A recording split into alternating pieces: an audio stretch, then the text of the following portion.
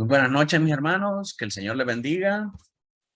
Vamos a comenzar en esta noche con con nuestro estudio, con nuestra clase de membresía. Y antes de comenzar, vamos a orar en lo que se conectan los demás hermanos. Oremos. Padre nuestro que estás en los cielos, te damos gracias, Señor, en esta noche por la oportunidad que nos das de poder venir delante de ti, Señor, y recibir esta enseñanza. Señor bendito, te pedimos que en esta noche puedas bendecir este tiempo, que nos permita, Señor, perseverar en el estudio de estas cosas y ver la importancia para, para nuestra vida espiritual y para la iglesia. Ayúdanos, Señor, a ser fieles en esta perseverancia y permítenos, Señor, con corazón humilde recibirla y cambiar nuestra vida, Señor, para poder conformarnos a tu imagen. En el nombre poderoso de Jesús oramos. Amén y amén. Muy bien, mis hermanos. Anteriormente hablamos acerca de las llaves de la iglesia. En esta ocasión vamos a estar hablando acerca de las censuras de la iglesia. Vamos a poner un poco de contexto para poder entender de lo que esto se trata. En primer lugar, dijimos anteriormente que el Señor le había dado las llaves a su iglesia. ¿Y de dónde sale esa enseñanza? De Mateo 16:3. Dice, viniendo Jesús a la región de Cesarea de Filipo, preguntó a sus discípulos diciendo, ¿quién dicen los hombres que es el Hijo del Hombre? Refiriéndose a él mismo. Entonces ellos dijeron, unos Juan el Bautista, otros Elías, otros Jeremías o alguno de los profetas. Y él les dijo, ¿y vosotros quién decís que soy yo? Respondiendo Simón Pedro dijo, tú eres el Cristo, el Hijo del Dios viviente. Y entonces le respondió Jesús, bienaventurado eres Simón, hijo de Jonás, porque no te lo reveló carne ni sangre, sino mi Padre que está en los cielos. Y yo también te digo que tú eres Pedro, y sobre esta roca edificaré mi iglesia. Entonces, el Señor está enfatizando, en primer lugar, la confesión que hace Pedro. ¿Cuál es esa confesión? Tú eres el Cristo, el Hijo del Dios viviente. Y el Señor le está diciendo que sobre esa roca, que es el mismo Señor Jesucristo, y la confesión de lo que Él es, Él iba a edificar su iglesia. Y no sobre la persona de Pedro, sino sobre la confesión que Pedro acaba de hacer.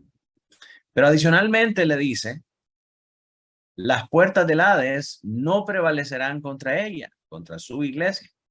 Y a ti te daré las llaves del reino de los cielos, y todo lo que atares en la tierra será atado en los cielos, y todo lo que desatares en la tierra será desatado en los cielos. Entonces, adicionalmente, a revelarle al Señor que edificaría su iglesia sobre la confesión de que Él es el Hijo del Dios viviente, le dice también que le va a dar las llaves del reino. Y las llaves del reino le van a servir para atar en la tierra y para atar en los cielos y para desatar en la tierra y desatar en los cielos. Entonces, más adelante, nosotros vamos a ver que Jesús hace más claro a sus discípulos qué significa esto de atar y desatar. Y les dice estas cosas en el contexto de la disciplina de la iglesia local. Entonces, en primer lugar, tenemos que saber nosotros cuál es esa iglesia que el Señor dice que va a edificar.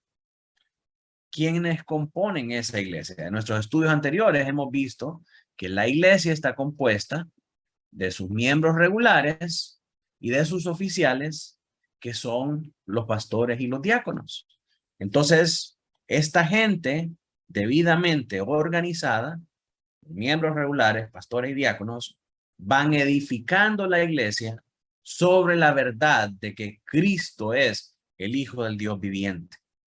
Así que a ellos, así formalmente reunidos, les ha dado las llaves del reino. ¿Y cuáles son esas llaves del reino?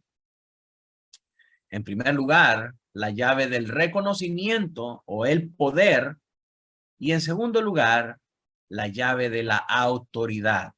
El Señor le ha dado la llave del reconocimiento, la llave del poder a la iglesia, es decir, a sus miembros, y la llave de la autoridad a los pastores. Entonces, ¿qué hacen estas llaves? Estas llaves sirven, en primer lugar, para llamar de entre el rebaño a aquellos que la iglesia reconoce como sus pastores. En segundo lugar, sirve para recibir a los nuevos miembros. En tercer lugar, esas llaves sirven para disciplinar a los miembros que andan desordenadamente. Y en cuarto lugar, sirve para expulsar a los miembros que persisten en vivir en pecado de una manera impenitente y, promover herejías condenables. Entonces, estas son las cuatro funciones que tienen estas llaves. ¿Quién tiene la autoridad o quién tiene el poder y la capacidad de utilizar estas llaves? Decíamos, no solamente los miembros y no solamente los pastores, sino que ambos. La iglesia congregada, dirigida por la autoridad del pastor y ejecutado este poder por los miembros regulares, tiene el poder de las llaves para atar en la tierra y atar en el cielo, y para desatar en el cielo y desatar en la tierra. Entonces, mis hermanos, dicho esto, vamos a enfocarnos en esta noche en estudiar un poco más cómo es que la iglesia ejecuta el poder de estas llaves para llevar a cabo la disciplina. Ya hemos dicho anteriormente que el propósito de la disciplina es la restauración de las personas. Entonces, en este sentido, la disciplina de la iglesia se lleva a cabo a través de dos acciones. La primera es la censura, que es cuando la Biblia nos llama a apartarnos de los que andan desordenadamente. Como Pablo dice, de todos aquellos que llamándose hermanos participan en fornicación, adulterio, avaricia, vicios, borracheras, orgías, herejías y todo lo demás. Entonces, la Biblia nos llama a apartarnos de ciertos tipos de hermanos que andan desordenadamente, y el segundo tipo de disciplina que aplica la iglesia es la excomunión. Esto es cuando se excomulga o se le corta la comunión a los que persisten vivir en un pecado impenitente. ¿Cómo así impenitente, pastor? En un pecado del que no se arrepienten. Y en segundo lugar, aquellos que persisten en promover herejías condenables, que lo que están enseñando y lo que están diciendo va en contra de todas las normas del evangelio y en contra del mensaje del evangelio. Y a la tal persona, después de haberle dicho que eso es un error, persiste en promover ese tipo de situaciones. Entonces, cuando se llega a estos extremos, la Biblia llama a aplicar una excomunión.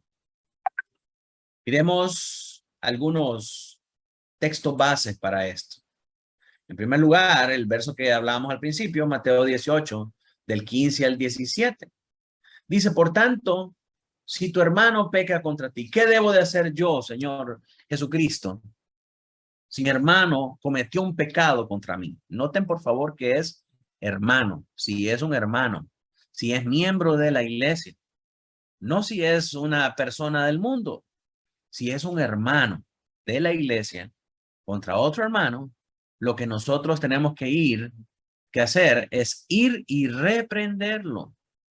estando tú y él solos, de manera privada.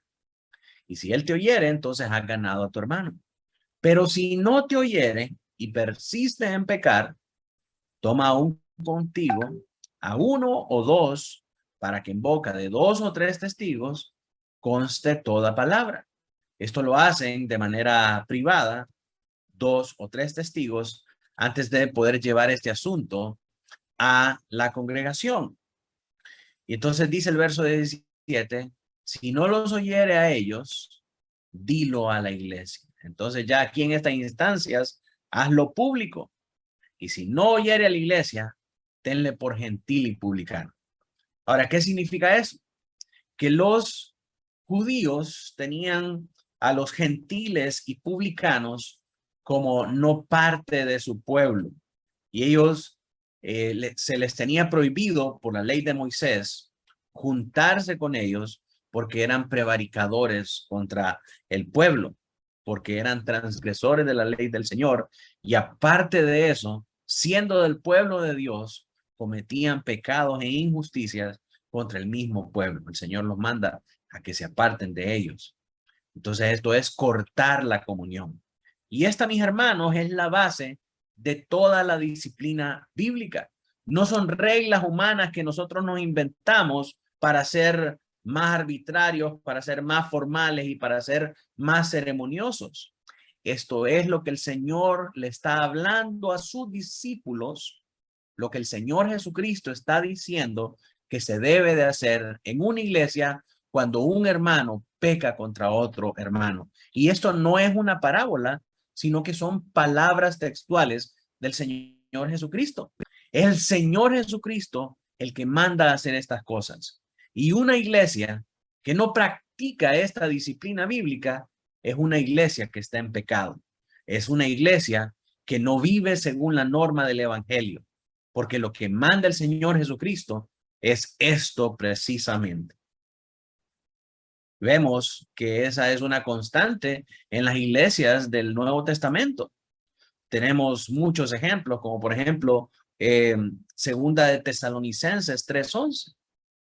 Dice, porque hemos oído que algunos de entre vosotros andan desordenadamente. Y entonces estos que andan desordenadamente, ¿qué es lo que andaban haciendo? Estos son específicamente sus pecados. No trabajando en nada, sino entrometiéndose en lo ajeno. Andaban de chismosos de un lado a otro, andaban de lleva y trae, diría mi abuelita. Entonces, estamos de acuerdo que el no trabajar y andar de chismoso no es tan grave como estar en fornicación, en adulterio, en herejías, en orgías, en borracheras y en otras cosas que tienen un orden más escandaloso y consecuencias también más nefastas. No son cosas tan graves, pero también a los tales, dice Pablo a los tesalonicenses, mandamos y exhortamos por nuestro Señor Jesucristo. Y aquí viene donde aquí es donde aplicamos lo que aprendimos en escuela bíblica, ¿verdad? Que no solamente es reconocer el pecado y arrepentirse, sino que hacer lo totalmente opuesto. Y lo totalmente opuesto a no trabajar en nada y entrometerse en lo ajeno es trabajar sosegadamente y comer su propio pan, ¿verdad? Eso es lo que el Señor manda a estos que están viviendo en estos desórdenes de no trabajar y entrometerse en lo ajeno.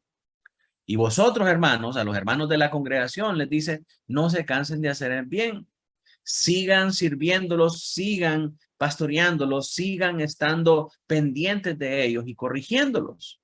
Y si alguno no obedece a lo que nosotros decimos por medio de esta carta, a ese señálenlo y no se junten con él para que se avergüence. Miren, muchas veces decimos, no, pero es que si hacemos eso lo vamos a avergonzar, pero es que eso es lo que quiere el Señor Jesús. No con el propósito de que se avergüence y nunca más vuelva a la iglesia, sino que con el propósito de que se convenza de que está viviendo en pecado y que tiene que cambiar y que tema a no estar a no estar viviendo desordenadamente sin que sus acciones no van a tener consecuencia. Pero a pesar de esto, a pesar de señalarlo, y no juntarse con él, el Señor nos dice, Pablo le dice a los tesalonicenses, no lo tengáis por enemigo. No es un enemigo, no está entregado a Satanás todavía, sino que amonestarle como un hermano, sino que tenemos que continuar con la amonestación y quizás subir de tono haciéndolo público. Otro versículo es 1 Corintios 5, del 4 al 15. Aquí sí ya es una excomunión. Dice, en el nombre del Señor Jesucristo, reunidos vosotros y mi espíritu. Es decir, la iglesia congregada con un fin específico, el fin de hacer uso de las llaves del reino, la llave de poder y la llave de autoridad para poder entregar a alguien que se dice ser hermano, pero que está participando de las obras de Satanás. Y dice, entréguenlo a Satanás, ¿verdad? Y esta entregar a Satanás es es un contraste que el Señor hace, como que la iglesia es su reino, el reino de los cielos, y entonces el mundo es eh, un reino de Satanás. Entonces, al sacarlo de la iglesia, nosotros lo que estamos haciendo es entregándolo al mundo, que es el reinado de Satanás, para destrucción de la carne, a fin de que el espíritu sea salvo en el día del Señor. Y miren que el propósito de esta disciplina es lograr la salvación de una persona, es lograr que una persona venga al arrepentimiento verdadero. No es verdaderamente amar hermanos a nuestros hermanos si no les decimos nada y les permitimos continuar en su pecado. Primera de Timoteo 5:20 dice, a los que persisten en pecar, repréndelos delante de todos para que los demás también teman. Entonces el Señor nos llama una y otra vez, tanto en los evangelios como en las cartas de Pablo a los Corintios, a los tesalonicenses, en las cartas pastorales de Timoteo, a reprenderlos delante de la congregación. ¿Por qué? Porque ahí es donde se puede usar el poder de las llaves. Con la llave del poder, el reconocimiento y la llave de la autoridad de los pastores. Entonces, esto es lo que nosotros tenemos que hacer en el marco de la disciplina. Ahora, dijimos que hay dos tipos de disciplinas que la iglesia aplica. Por un lado están las censuras y por otro lado está la excomunión. Entonces, cuando hablamos de censuras, hay dos tipos de censuras. La primera es la amonestación y la segunda es la suspensión. Vamos a ver cada una de ellas en esta noche. Miremos en primer lugar qué significa la amonestación. Una amonestación es un esfuerzo fiel para convencer a una persona de una falta, tanto en lo que se refiere a los hechos como a las circunstancias. Muchas veces un pecado ha sido materializado y ya cuando el pecado ha sido cometido, se refiere aquí a los hechos, pero otras veces solamente se llegan a las instancias o a las circunstancias en las que se manifiesta un pecado, como por ejemplo, estar, eh, estar un hombre y una mujer apartados en un lugar comprometedor, en circunstancias comprometedoras que puedan llevar a las personas a tener una mala conciencia acerca de esa circunstancia. Y a pesar de que no se ha cometido el hecho, las circunstancias que rodean esa acción pueden ser un motivo de desorden. Entonces, una amonestación es lo que corresponde a una falta que se ha realizado tanto en hecho como en circunstancia. Entonces, si algún miembro anda desordenadamente, aunque no sea culpable de pecados escandalosos, flagrantes, debe ser amonestado tan pronto se tenga conocimiento de ella. Y se debe hacer esfuerzo para llevarlo al arrepentimiento. Entonces, Cuando nos referimos a pecados escandalosos y flagrantes, nos estamos refiriendo a algo que no tiene una consecuencia de inmoralidad profunda y públicamente conocida, sino que es una falta menor, como la que menciona aquí en Tesalonicenses, de los que no querían trabajar y andaban chismoseando por todos lados. ¿Verdad? Ese tipo de faltas requiere una amonestación. Pero esto de andar desordenadamente no llega a ser semejante a un crimen que requiera una excomunión, sino que son maldades no tan notorias. Ese es el contraste en cuanto a lo que son pecados escandalosos y flagrantes. ¿Verdad? Que ya ahí ya estamos hablando de algo que requiere excomunión. Pero estas otras faltas son maldades que no son tan notorias, ¿verdad? No vamos a excomulgar a alguien únicamente porque dijo un chisme acerca de un hermano. No vamos a excomulgar a nadie únicamente porque no quiere trabajar. No vamos a excomulgar a alguien únicamente porque anda haciendo cosas que no están o teniendo intenciones de hacer cosas que no son correctas. Tenemos que hablar con las personas primero y tenemos que hacerle una amonestación. El texto base, obviamente, para esto es 2 de Tesalonicenses 3:11. Y vamos a ver más adelante cuáles son los pecados o qué es andar desordenadamente, ¿verdad? Pero según este texto de 2 de Tesalonicenses 3, del 11 al 15, dice, porque oímos que algunos de entre vosotros andan desordenadamente, y estos hermanos son culpables de estos pecados, que no trabajan en nada y que andan toda la vida entrometiéndose en lo ajeno. Dice Pablo, a los tales mandamos y exhortamos por nuestro Señor Jesucristo, que, entonces aquí viene la sustitución de sus acciones negativas, trabajando sosegadamente, coman su propio pan.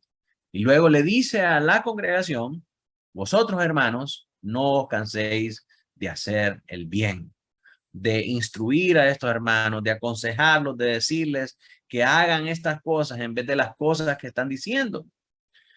Y si alguno no obedece a lo que decimos por medio de esta carta, es decir, a que dejen de andar desordenadamente y participando de estos pecados, entonces señálenlo. Esto es, díganle a los demás hermanos, ese hermano es un haragán que no quiere trabajar y solo pasa de lleva y trae. Y eso no está bien, es un desorden en su vida y necesita cambiar. Y después no se junten con él, en caso de que no cambie, no se junten con él para que le dé vergüenza, mas no lo tengan por enemigo, sino que amonéstenle como un hermano. Mire, hermano, yo realmente no quiero tener comunión con usted porque usted persiste en vivir de esta manera. Y así de esa manera no podemos tener comunión ni siquiera hablar. Usted cambia, arrepiéntese de su pecado, hable con el pastor y vuelva a la comunión de la iglesia. Entonces en ese momento podemos volver a retomar la comunión. Eso es lo que nos está diciendo acá Pablo en este texto de Tesalonicenses.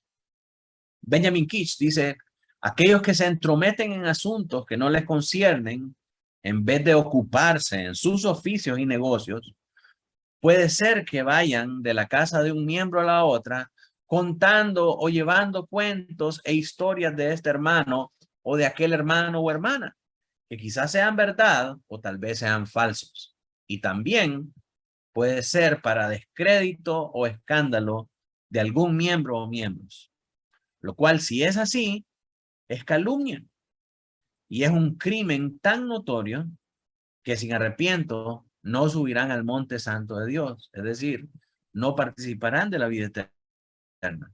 La calumnia es un menosprecio del buen nombre de nuestro prójimo o de nuestro hermano, ya sea por negarle su debido elogio o por acusarle de algo falsa o irregularmente o sin causa o evidencia suficiente. Entonces, está de más decir que este tipo de pecado requiere de una amonestación seria y directa por parte de los pastores y por parte de la congregación. Entonces, ya que vimos lo que es una amonestación, el Señor Jesucristo nos enseña que hay dos tipos de amonestaciones. Hay una amonestación que se hace en privado y otra amonestación que se hace en público. ¿Cuál es la diferencia entre una y la otra? Que la privada debe ser dada primero por el hermano, ya sea el anciano o el miembro, que sepa o tenga conocimiento de la falta o maldad del ofensor. Pues cualquier hermano, y no solamente el pastor, debe amonestar a los tales a solas, en privado, con todo cuidado y fidelidad, antes de proceder a hacer algo más. Si usted vio a un hermano que iba saliendo de un lugar no adecuado con otra mujer y es un hermano que está casado, es su deber primero ir y decirle al hermano: hermano, te vi saliendo de tal lugar con una mujer que no era tu esposo. ¿Qué es lo que está pasando contigo? Y entonces le dicen: no, mira, hermano, era una conocida ahí que nos encontramos y pues solamente la acompañé al carro y todo. Hermano, el siguiente paso es decirle: hermano, no hagas eso, porque puedes herir la conciencia de alguien que pueda pensar que andas en otras cosas. Entonces, si estás consciente de que estás cometiendo una falta, ve y pídele perdón al Señor. Pero ya cuando lo ves saliendo de un hotel en un carro con otro hermano, entonces ya ahí es otra hermana, ahí es otra confrontación más fuerte y decirle: mira, ¿tú qué estás haciendo? Yo te vi saliendo de ahí. Y si él le dice: no, no, no, es que yo andaba haciendo trabajos de mantenimiento ahí o qué sé yo, eso no es verdad. Y generalmente una actitud pecaminosa viene encaminada de otras actitudes pecaminosas también. Como el hermano deja de congregarse, comienza a ver eh, las cosas malas en los demás y de culpar a la iglesia por esto y el otro. Y entonces, obviamente, algo malo está pasando con esa persona. Si se niega a reconocer su pecado, entonces ahí tenemos que ir un paso más adelante. Pero en primer lugar, la amonestación se hace en privado contra nuestro hermano para hacerlo reconocer su falta y arrepentirse ante el Señor. Luego, tenemos la amonestación pública, la que la iglesia debe mandar a buscar al ofensor y el pastor tiene que amonestarlo delante de todos.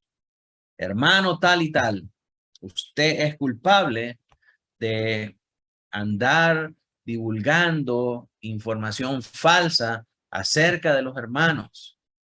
Le pedimos en el nombre del Señor que deje de hacer esas cosas y que se arrepienta de su pecado y que ordene su camino, y en lugar de estar promoviendo chismes y calumnias, que mejor se dedique a trabajar en lo suyo y a no entrometerse en asuntos donde nadie lo ha llamado, donde nadie le ha pedido su opinión, dando información que es totalmente innecesaria. Entonces, de esa manera se hace una amonestación pública. Segundo lugar, el segundo tipo de censura. Primero dijimos que era la amonestación. El segundo es la suspensión. Miren cómo es diferente una de la otra. Cuando un ofensor no es rescatado después de haber hecho todos los esfuerzos debidos, sino que continúa siendo una persona desordenada, la iglesia tiene que apartarse o distanciarse de él. Eso es lo que nos dice el Señor, ¿sí o no? Eso es lo que vimos nosotros en los pasajes que leímos al principio. Y no se trata de entregarlo a Satanás, excomulgarlo o retirarle la membresía todavía a esa persona. Pues estos tipos de personas aún deben ser reconocidos como miembros. Desordenados, pero miembros al fin y al cabo. La iglesia debe señalarlo para no tener comunión ni asociación con él en este sentido. Como cuando dice ahí en 2 Tesalonicenses: sin embargo, no lo tengáis por enemigo, sino amonestadle como un hermano. Si alguno no obedece nuestra enseñanza, señalad al tal. Entonces, no se trata de excomulgarlo todavía, sino que decirle, yo no me voy a llevar con usted mientras usted no arregle ese problema. Eso es la suspensión. No es que deja de ser miembro, sino que lo ponemos en un hold o en un timeout temporal, ¿verdad? Ahora, hermanos, ¿qué es andar desordenadamente? Son hermanos que caminan desordenadamente, según el testimonio de las Escrituras, aquellos que se rehúsan a sujetarse a lo que el pastor ordena y exhorta en el nombre de Cristo. Acuérdense de la instrucción de segunda de Tesalonicenses. Si alguno no escucha nuestra exhortación por medio de esta carta, al tal señalando para que se avergüence. ¿Sí? Entonces anda desordenadamente alguien que rehúsa sujetarse a lo que el pastor ordena y exhorta en el nombre de Cristo. En segundo lugar, andan desordenadamente aquellos que no se reúnen con la iglesia cuando ésta se reúne en asamblea para adorar, ¿verdad? Ese es un desorden en la vida espiritual de una persona. No reunirse cuando la iglesia se reúne en asamblea para adorar a Dios. En tercer lugar, el descuido de la oración privada o familiar. Ese es un desorden, está faltando a su deber. Ahora, ¿dónde dice, pastor, que es un desorden o que es pecado no reunirse con la iglesia? Vamos a leer una porción de la escritura. Déjenme desplegar aquí la Biblia. A ver. Hebreos 10:25.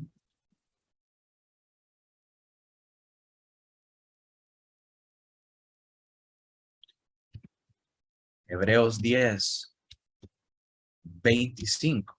Es un texto que ya hemos hablado antes. No dejando de congregarnos, como algunos tienen por costumbre, sino exhortándonos tanto más cuando veáis que el día se acerca. Sí, pero ahí está dando una recomendación, no está diciendo que eso es pecado. No dejando de congregarnos es un recordatorio o es un consejo que da Pablo a la iglesia. Pero si ustedes miran el versículo inmediatamente después de ese pasaje, dice, porque si pecáramos voluntariamente después de haber recibido el conocimiento de la verdad, ya no quedaría más sacrificio por los pecados. Entonces, ¿de qué pecado está hablando aquí el autor de Hebreos? De lo que viene hablando anteriormente, de no congregarse. Así que no congregarse es un pecado voluntario, ¿verdad? Que después de haber conocido la verdad, alguien decide simple y sencillamente no ir y no congregarse como el Señor le manda hacerlo. Entonces, en definitiva, no congregarse es un pecado y es un desorden en la vida de un creyente, en la vida de un miembro de la iglesia. El descuido de la oración privada y familiar también es un desorden. El Señor reprende a sus discípulos y les dice, no han podido ni velar conmigo ni siquiera una hora. Entonces, esto es otro tipo de desorden también. Descuidar su asistencia a la cena del Señor es un desorden. Descuidar la contribución con las cargas necesarias de la iglesia es un desorden también, porque la Biblia dice, el que no provee para los suyos es peor que un incrédulo y ha negado la fe. Es culpable de negar la fe, es culpable de apostatar de la verdad de Cristo. Entonces, no contribuir con las cargas necesarias de la iglesia es pecar contra la iglesia. Y dice también que debemos proveer para lo necesario, principalmente para los de la familia de la fe. Así que No contribuir con nuestras ofrendas, hermanos, es andar desordenadamente.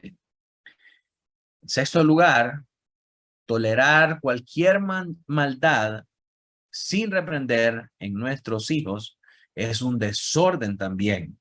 Cuando el Señor llama a los oficiales de la iglesia, los manda a que tengan a sus hijos en sujeción y que puedan gobernar bien su casa. Por lo tanto, lo contrario es un desorden en la vida de una persona que tiene que ser arreglado. Pero eso es para los oficiales de la iglesia solamente. Esa es una norma cristiana para todos nosotros. Primeramente, los oficiales de la iglesia, pero también como cristianos, nuestros hijos deberían de ser ejemplos para el mundo de sujeción y de obediencia. No reprender la maldad en los hijos es andar desordenadamente. Finalmente, aquellos que divulgan las resoluciones privadas de la iglesia andan en desorden. Las cosas de la iglesia son de la iglesia y andarlas divulgando es también un pecado de difamación y de chisme, murmuración. Entonces, como resumen, mis hermanos, dentro de la disciplina eclesial, hay dos tipos de disciplina que la iglesia aplica haciendo uso del poder de las llaves: la censura y la excomunión. El día de hoy vimos la censura y vimos que hay dos tipos de censura que nos dice la Biblia, específicamente 2 de Tesalonicenses 3. La primera, la amonestación, y la segunda es la suspensión. Acerca de la amonestación, el Señor Jesucristo nos dice que primero se hace de manera privada y posteriormente, cuando no se logra el fruto esperado, que es el arrepentimiento, se pasa a una amonestación pública. Así que estas son las censuras que aplica la iglesia, las amonestaciones y las suspensiones. La amonestación es privada y, segundamente, se hace de manera pública.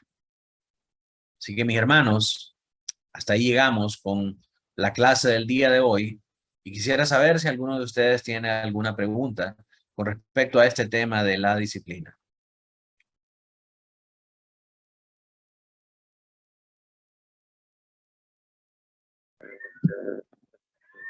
Yo no, pastor. ¿Está claro? Pastor. Sí. Adelante, le escucho. Sí. A mí me gustaría que nos diera otro ejemplo en el caso de la excomunión. Sí. Vamos a hablar más adelante acerca de la excomunión más detalladamente, pero solamente hay dos situaciones en las que una excomunión procede.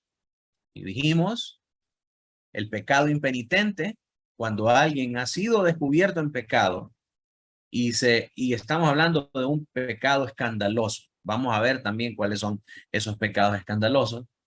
Y se rehúsa a arrepentirse. Sabe que ha pecado contra otro hermano, pero no quiere arrepentirse de ese pecado.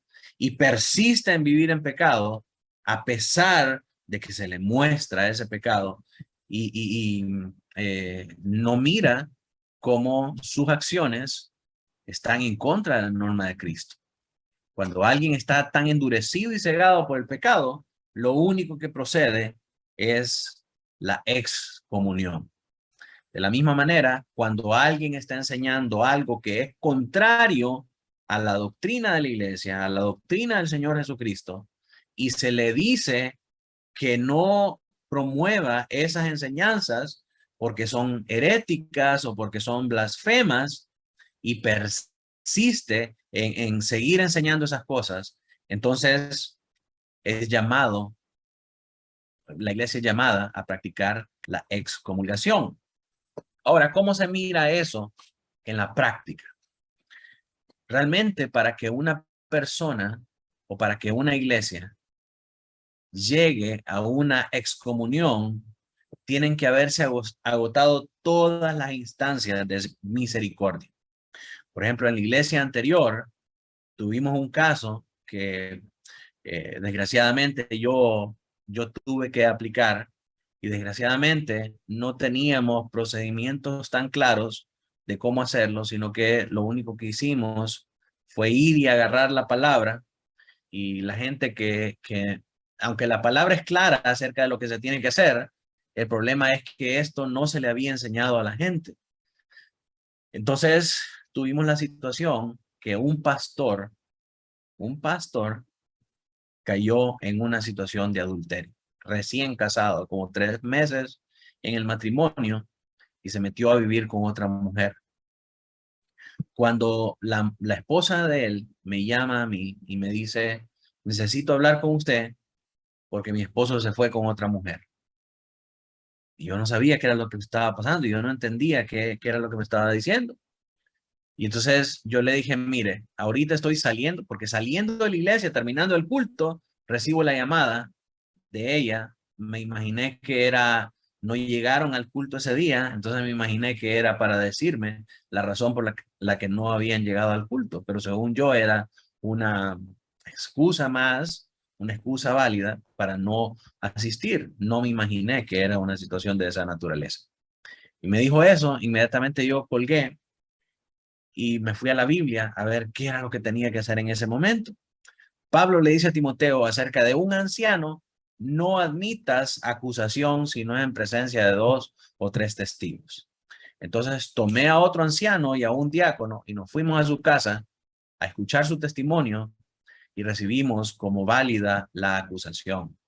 Después, lo que hicimos fue ir y buscar a ese bandido que estaba refundido en un monte viviendo con la otra mujer, pero allá donde estaba lo tuvimos que ir a buscar. Imagínense en los bajos de los campos bananeros en Progreso, ahí lo fuimos a buscar, porque eso es lo que nos manda la escritura hacer, a ir y hablar con él y reprenderlo por esa acción. Y estuvimos los tres disuadiéndolo y diciéndole, usted sabe que lo que usted está haciendo es pecado, usted sabe que usted es un pastor y que usted no puede estar participando de las obras de impiedad, no puede escuchar su corazón porque su corazón es engañoso más que todas las cosas. Usted sabe cuáles son las implicaciones y los pecados del adulterio. Mire, la Biblia dice esto acerca del adulterio, que uno le abre las puertas al Seol, dice dice Proverbios.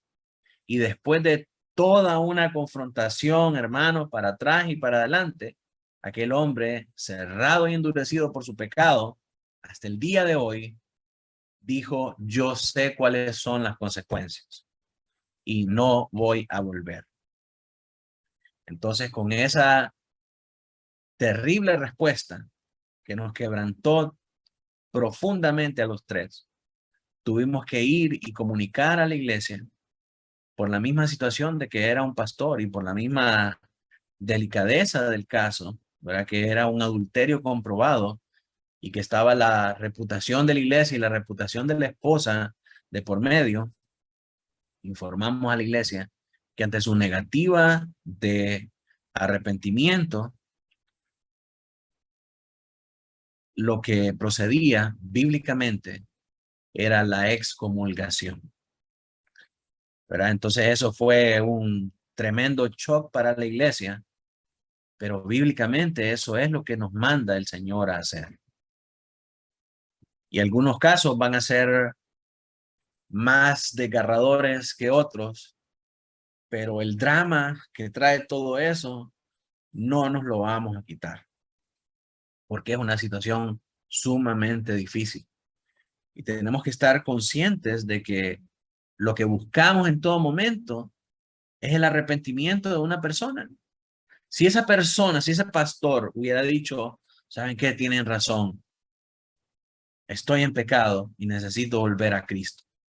Nosotros somos llamados por medio de la palabra a recibirlo y a restaurarlo, ¿verdad? Obviamente, cuando alguien es excomulgado y vuelve nuevamente a la iglesia, tiene que pasar por un proceso de membresía nuevamente. Necesitamos saber si su arrepentimiento es es en verdad porque se duele por el pecado o solamente es remordimiento porque lo cacharon en el acto, como muchas veces suele suceder. Hombres que no están arrepentidos de su pecado, sino que simplemente están arrepentidos de no haberlo hecho mejor, de tal modo de que no se dieran cuenta lo que estaba haciendo. Entonces, en todo caso, como les digo, el propósito es la restauración del alma. Y cuando un hermano se arrepiente verdaderamente, nosotros somos llamados a recibirlo y a restaurarlo. Obviamente, cuando dé frutos. Y entonces, si vemos frutos en su vida, si dejó de cometer ese pecado, si está esforzándose por vivir una vida cristiana verdadera y hay verdadero arrepentimiento y verdadera fe bíblica, entonces nosotros lo podemos recibir nuevamente en la membresía, después de esperar un tiempo a que esa persona dé frutos. Y ese es un caso práctico en cómo se aplica la excomunión en la iglesia. Como le digo, es un caso bien extremo cuando ya se agotaron todas las instancias. Ok, pastor, gracias. Entonces, mis hermanos, lo importante para nosotros es que sepamos que ser miembro de una iglesia requiere verdaderamente de una gran responsabilidad, ¿verdad? Que cualquier persona que persista en andar desordenadamente va a ser meritoria de una amonestación o de una suspensión. Y ya vimos cuáles son los motivos para estas cosas. Cuando vimos, por ejemplo, vamos a poner aquí la presentación nuevamente. Cuando vimos cuáles son los motivos para o qué es andar desordenadamente, todas estas cosas son meritorias de una amonestación. Cuando un miembro se rehúsa a sujetarse a lo que el pastor ordena y exhorta en el nombre de Cristo, cuando no se reúne con la iglesia, cuando descuida la oración privada y familiar, cuando descuida la asistencia a la cena del Señor, cuando descuida contribuir con sus ofrendas a las cargas necesarias de la iglesia, cuando tolera la maldad sin reprender a sus hijos y cuando anda divulgando las cosas privadas de la iglesia, en ese momento, hermanos, nos hacemos merecedores de una amonestación y en caso de no haber un arrepentimiento y una enmienda, entonces podemos llegar a una suspensión también. No, el hermano tal por cual, ya le hemos dicho que tiene que venir a la iglesia y persiste en venir una vez y perderse 4 meses. Un hermano que anda así es claramente un hermano que anda en desorden. Porque uno puede faltar un domingo por razones válidas, pero estar faltando deliberadamente una y otra vez para satisfacer sus deseos egoístas en entretenimientos mundanos y en cosas que son contrarias a lo que el Señor nos ha ordenado hacer en el día del Señor, entonces esa persona no es que cayó en un pecado flagrante y en un gran crimen, como nos dice Kitch, sino que está cometiendo una maldad que no es tan notoria, pero que igual tiene consecuencias y tiene repercusiones. Como iglesia, tenemos que amonestar a una persona que persiste en comportarse de una manera desordenada. Y si esa actitud continúa y es reiterada, entonces procedemos a una suspensión. Aunque ya lo presentamos como miembro, pero usted persiste en vivir desordenadamente, vamos a poner su membresía en hold. Vamos a poner su membresía en espera hasta que usted se pueda arreglar el desorden en su vida.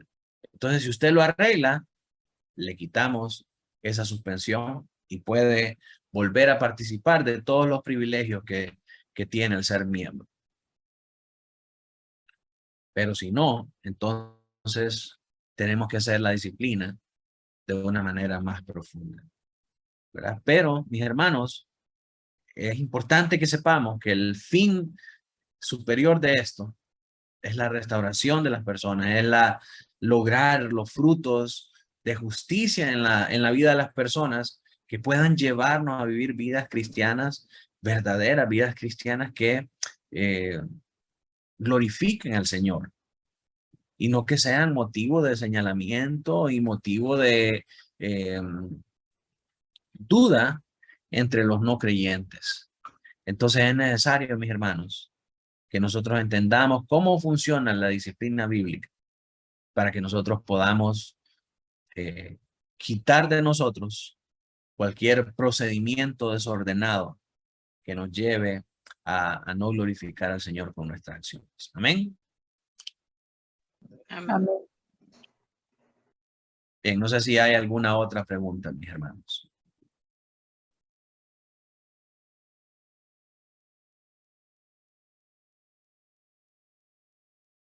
Bien, si no hay más preguntas, vamos a terminar acá. Vamos a orar al Señor para pedirle que bendiga este tiempo. Si tal vez la hermana Carlota, no sé si puede orar por nosotros. ¿Cómo está el Sí, celular? sí. Bueno, ore pues. Amado Padre Celestial, gracias por este tiempo, Señor, por esta clase que recibimos, porque es para estar viviendo de acuerdo a tu voluntad, Señor. Gracias, Señor, por los conocimientos que quede grabado en nuestra mente, en nuestro corazón, Señor. Y bendice al pastor, Señor. Cuídalo y fortalécelo, Señor, y te damos gracias por él, porque tú le das la sabiduría para que la comparta con nosotros, Señor. Que te damos gracias, Señor, y ponemos esta noche en tus hermosas manos. En el nombre de Jesús. Amén. Amén. Gloria al Señor, mis hermanos. Buenas noches, que descansen. Y nos vemos hasta el domingo en nuestro culto al Señor. Que Dios les bendiga a todos.